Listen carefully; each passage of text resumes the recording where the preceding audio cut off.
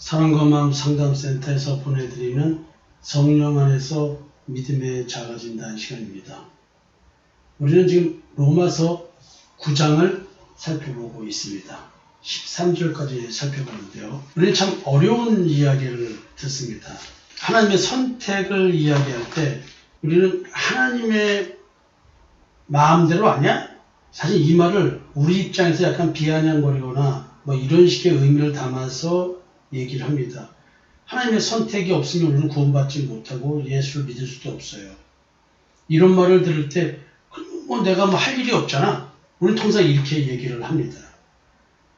하나님의 주권을 얘기하는데 하나님의 주권은 뭐냐면 예를 드는데 이삭이 두 자식을 낳죠. 에서를 낳고 야곱을 낳는데 리브가는 하나님께서 야곱을 사랑한다는 걸 깨닫습니다. 그렇게 음성을 듣습니다. 그래서 장자가 에서인데도 불구하고 야곱이 장자권을 받을 수 있도록 야곱을 속이죠. 사실 이런 얘기를 지금 창세기에서 바울이 보면서 다른 사람들과 다르게 바울은 이것을 하나님의 주권을 의미하는구나. 하나님 마음대로야. 그러니까 니들은 할 게 없어. 이런 식의 개념이 아니라 하나님의 선택에 대한 얘기를 하고 있으면서 이 선택은 하나님의 미워할 자는 미워하고 사랑할 자를 사랑하는 것은 하나님의 주권이지 이걸 깨닫습니다. 그러면서 얘기를 합니다. 그런데 우리가 무슨 말을 하리요? 하나님께 불의가 있느냐? 그럴 수 없느니라. 하나님은 미워할 자를 미워하고 사랑할 자를 사랑하신 것은 하나님의 뜻대로입니다. 하나님의 주권입니다. 우리가 왜 그러십니까? 불공평하셨습니까? 라는 말은 우리가 할 수 없다는 거예요. 모세에게 하나님이 뭐라고 말씀하셨냐면 내가 긍휼히 여길 자를 긍휼히 여기고 불쌍히 여길 자를 불쌍히 여기리라. 이렇게 말씀하셨다는 거예요. 예를 이제 바로 왕을 예로 드는데요. 바로 왕은 악의 도구로 쓰인 것입니다. 17절 나오는데 16절에 15절 방금 전에 말씀이 긍휼히 여길 자를 긍휼히 여기고 불쌍히 여길 자를 불쌍히 여기리라. 하나님 마음대로예요. 우리가 비아냥거리듯 하는 하나님의 마음대로가 아니고 이것은 하나님의 주권이다. 하나님의 주권이에요. 이것은 전지전능하신 분, 창조주의 마음대로라는 말은 진짜 하나님 마음대로예요. 우리 입장에서 마음대로 이렇게 말인 게 아니야. 하나님의 주권이다. 그걸 쉽게 마음대로다. 그런즉 원하는 자로 말미암도 아니요. 참 무서운 얘기죠. 내가 하나님 믿고 싶습니다. 라고 해서 믿는 것도 아니라는 거예요. 내가 하나님 믿는 자가 되었다고 생각하고 내가 열심히 하나님의 말씀대로 살려고 그냥 때로는 발버둥 치듯이 이렇게 신앙생활 하는 것, 이걸 다른 박질이라고 하겠죠? 그것도 아니라는 거예요. 우리가 하나님을 섬기는 것은 오직 나를 긍휼히 여기시는 하나님으로 말미암는 거지 그렇게 되지 않는다는 거예요. 내가 하나님의 자녀가 되는 것은 오직 하나님의 뜻이에요. 하나님 마음대로예요. 나를 미워하시면 미워하시고 사랑하시면 사랑하시고 이건 하나님의 뜻이에요. 그러면 우리가 할 게 뭐 있습니까? 가만히 기다리면 되나요? 성경은 또 그렇게 얘기를 하지 않아요. 성경에 바로에게 이르시되 내가 이 일을 위하여 너를 세웠으니 곧 너로 말미암아 내 능력을 보이고 내 이름이 온 땅에 전파되게 하려 함이라 하셨으니 그런즉 하나님께서 하고자 하시는 자를 긍휼히 여기시고 하고자 하시는 자를 완악하게 하시니라. 여러분, 우리가 어느 완악한 자를 보고 왜 저래라고 말할 수가 없다는 거예요. 오늘 이 순간까지는 그는 하나님께서 완악한 자로 쓰시는 거예요. 그리고 오늘 완악한 자는 자기가 완악한 걸 모르고 강박한 걸 모르고 자기가 하는 짓을 모르고 말하고 행동하고 살아갑니다. 그러나 하나님은 지금 그러한 사람들 중에서 누구는 긍휼히 여기시고 누구는 긍휼히 여기지 않으시는 거예요. 네가 내게 말하기를 그러면 하나님이 어째 허물하시느냐. 쉽게 말하면 하나님 마음대로 해놓고 우리 보고 잘못했다고 말하면 되냐. 누가 하나님의 선택의 뜻을 대적할 수 있습니까? 이렇게 말할 수 있다는 거죠. 이게 다 누구나 말하는 거죠. 당연히 우리는 이렇게 말할 수밖에 없잖아요. 우리 생각으로. 바울도 당연히 이런 생각이 들었겠죠. 근데 바울의 관점은 다릅니다. 지금 하나님의 주권에 대한 얘기를 합니다. 영원 사랑도 내가 하나님 저 영혼 살려달라고 우리는 기도해야 되지만 그건 하나님 뜻인 거예요. 우리는 기도할 몫이고 완악한 자를 긍휼히 여길 뿐이지 모든 권한은 오늘까지 완악하면 완악한 것뿐인 거예요.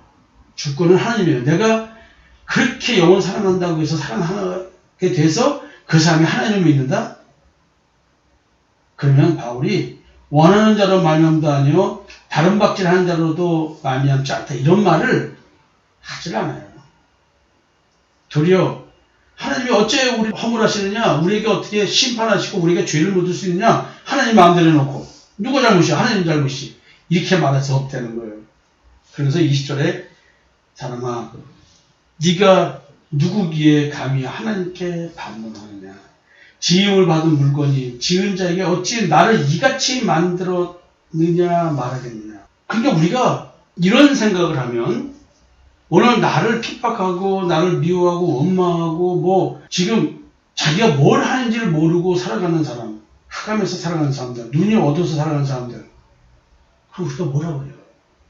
하나님이 그렇게 내비두시는데 우리는 그저 기도할 수밖에 없는 거예요. 그 기도.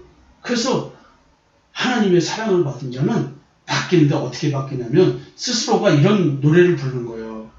사랑은 언제나 오래 참고 사랑은 언제나 온유하며. 나도 모르게 어느 날 사랑할 수 있는 사람이 되는데 오래 참을 수 있는 사람이 되는 거예요. 참 희한하죠? 첫 번째 사랑의 증거가, 하나님의 사랑을 받은 증거가 오래 참음이래요. 그 오래 참는데 화를 내면서 에휴 억지로 참는 게 아니고요. 또 미워하면서 참는 게 아니고요. 참 마음이 평안한 상태에서 오래 참습니다. 그게 온유하다고 얘기하는 거겠죠. 마음의 갈등과 전쟁이 없는 상태죠. 그렇다고 해서 뭐 화 한 번 안 내고 산다 그런 식의 얘기를 하는 게 아니에요. 화를 내도 사랑을 바탕으로 하는 것이라는 것이죠. 하나님의 선택, 예정설이죠. 이런 얘기를 들을 때마다 때로는 절망에 빠질 수도 있습니다. 그럼 어떡하는 얘기지? 저도 마찬가지 그런 적이 있었죠. 글자로만 볼 때는 그런 얘기가 됩니다. 근데 진짜 선택을 받아가지고 진짜 하나님을 알게 되니까 이런 말을 할 수밖에 없는 거예요. 진짜 하나님의 택하심, 하나님께서 빛을 비춰주지 않았으면 내가 이걸 어떻게 알았을꼬. 이렇게 하면서 내가 완악했던 시절을 생각하기 때문에 완악한 자들을 긍휼히 여길 수 있는 거예요. 그리고 우리는 사실은 이런 얘기를 하죠. 아직도 나는 이 모양이니 그럼 나는 버림받은 자인가? 이런 생각을 합니다. 이렇게 말하는 분들 많아요. 나도 이런 생각했어요. 30대 중반에 이런 것 때문에 내가 하는 꼬라지를 보니 나는 버림받은 자야. 내가 하나님의 자녀라고 한다면 선택받았다면 내가 생각조차도 마음속에 올라오는 그조차도 너무나 선한 모습을 띠고 있어야 되는 거 아니야? 내 입술의 말, 그 어떤 말도 진짜 나는 아름다운 말만 나와야 되는 거 아니야? 그 다음에 내 행실, 도덕과 윤리적으로도 바라고 내 양심의 가책에 드는 행동은 하지 말아야 되는 거 아니야? 내가 완벽주의에 빠져가지고 이런 말 하고 있다는 걸 몰랐어요. 이게 율법적 신앙이라는 걸 몰랐어요. 나는 아직도 이 모양이니 나는 버림자가 맞는 것 같아. 이런 생각하는 사람들이요. 이분들은 하나님의 은혜를 생각하는 게 아니에요. 자신의 옳담으로, 자기의 옳담으로 자기를 판단하고 헤아려서 자기가 자기 스스로를 저주하고 있는 거예요. 이건 뭐예요? 자기가 하나님이 된 거예요. 하나님이 나는 벌거벗은 존재라고 말하는데 자기가 하나님이 돼서 자기를 저주하고 자기를 지옥으로 보내고 있어요. 이 하나님의 긍휼 얘기할 때 우리는 하나님의 은혜를 반드시 생각해야 되거든요. 인간은 실존적으로 볼 때 영적으로는 이미 우리는 본질상 진노의 자녀라기 때문에 인간이 모를 뿐이죠. 결국 우리가 생각하는 그 모든 선, 그것은 이미 진노 아래 놓여진 상태의 선인 거예요. 그러니까 지금 여러분들이 내가 하나님과 같이 된 존재가 돼서 내 스스로과 선을 추구하고 있다는 이것 때문에 나는 긍휼이라는 단어가 뭔 거예요? 우리가 하나님의 은혜를 깨닫고 싶다? 여러분들이 오늘도 하나님의 은혜를 깨닫고 싶고 은혜 안에 살고 싶다? 이런 고백을 할 것입니다.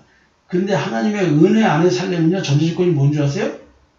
지금 내가 가장 자연스럽다고 생각한 이것이 비자연스럽고 비정상이 될 때 하나님의 은혜가 옵니다.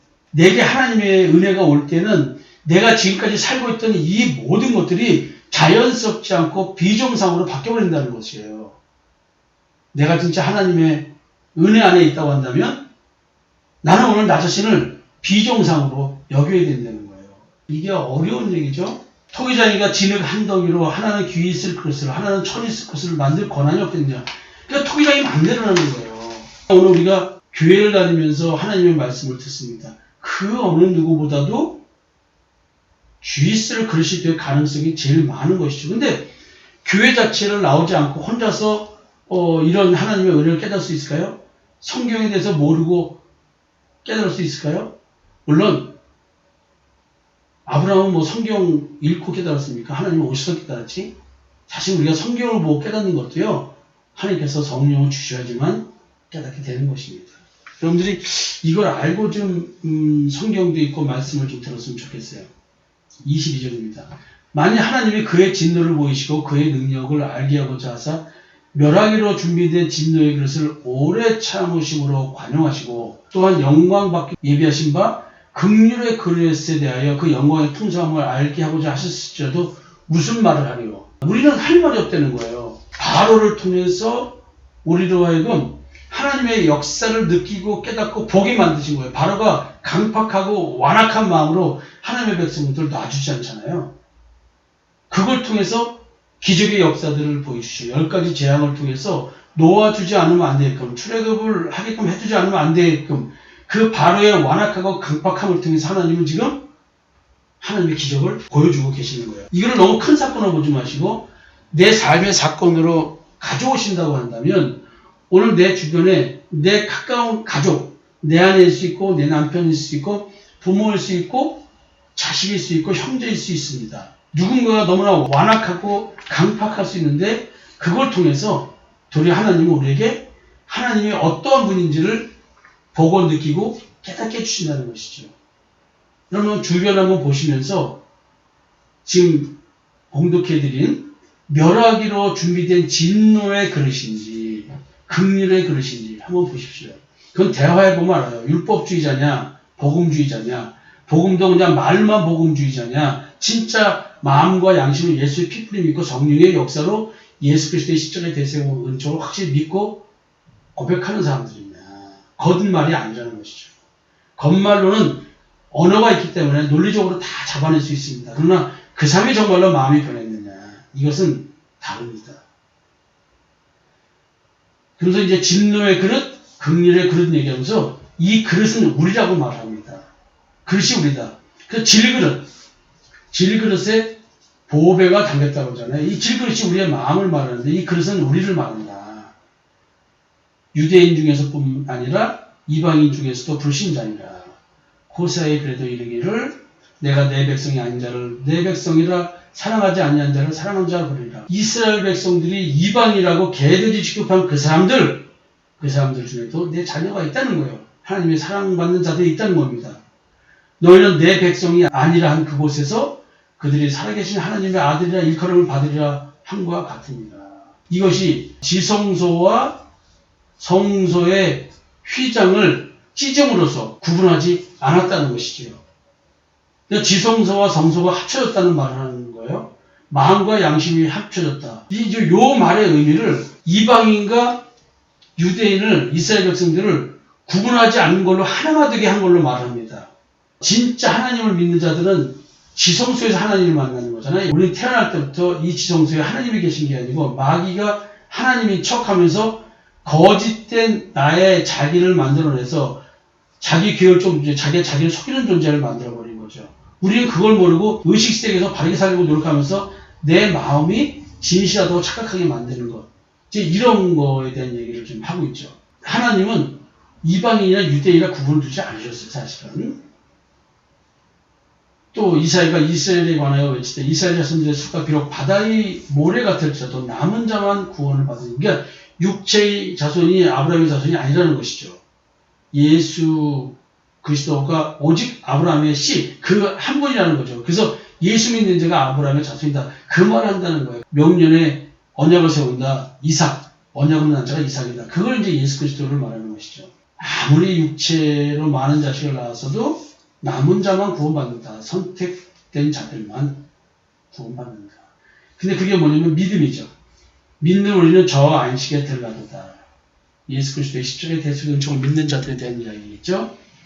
주께서 땅 위에서 그 말씀을 이루시고 속히 시행하시리라 하셨느니라. 또한 이사야가 미리 말한 바 만일 만군의 주께서 우리에게 씨를 남겨두지 아니하셨더라면 우리가 소돔과 같이 되고 고모라와 같았으리라 한 것 같습니다.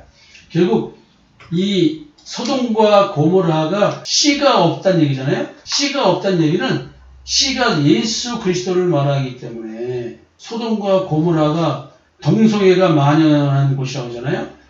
결국 씨가 없는 곳이에요. 씨가 없다는 얘기는 뭡니까? 그리스도를 믿는 믿음이 없는 겁니다. 동성애라고 표현된 것은 씨가 없는 곳, 그리스도를 믿는 믿음이 없는 곳, 율법적 신앙이 만연된 것을 소돔과 고모라라고 말한다. 정리를 좀 해볼까요? 불신이가 에서가 아닌 야곱이었습니다. 이게 하나님의 뜻이에요. 이게 하나님의 주권이랍니다. 하나님의 뜻은 사람이 만든 그 어떤 조건에 의해서 변경되는 것이 아니라는 것이죠. 내가 아무리 행위를 열심히 한다고 해서 하나님의 뜻이 바뀌는 건 아니에요. 완악하게 하시고 긍휼히 여기시는 것 자체가 하나님의 뜻입니다. 그럼에도 불구하고 책임은 하나님이 아니고 쓰임받는 사람에게 있는 거예요. 토기장이 마음대로 그릇을 사용할 결정을 한 것입니다. 진노의 그릇과 긍휼의 그릇이 있는데 지금 여러분들 하나님의 말씀이 선포될 때 내가 하나님의 말씀을 이해가 안 되면 이해하게 해달라고 하고 내가 죄인이어야 그리스도의 십자가의 대속의 은총을 믿는데 십자가의 대속의 은총을 믿지 못하고 있으면 내가 죄인임을 깨달아야 돼요. 그러니까 하나님 내가 죄인임을 깨닫게 해달라고. 죄에서 해방되려면 죄에서 지배받는 걸 죄에 지배받는 걸 깨달아야 되잖아요. 그럼 내가 죄에 지배받는 죄인임을 깨닫게 해달라고 기도해야 되는 거예요. 그게 긍휼의 그릇인 거예요. 그게 남은 자죠. 예수 그리스도를 믿는 자. 그래서 남은 자인 믿는 자가 아니면 율법의 행위의 의를 추구하는 거짓신의 미혹에서 회복의 가능성을 볼 수 없다는 것이죠.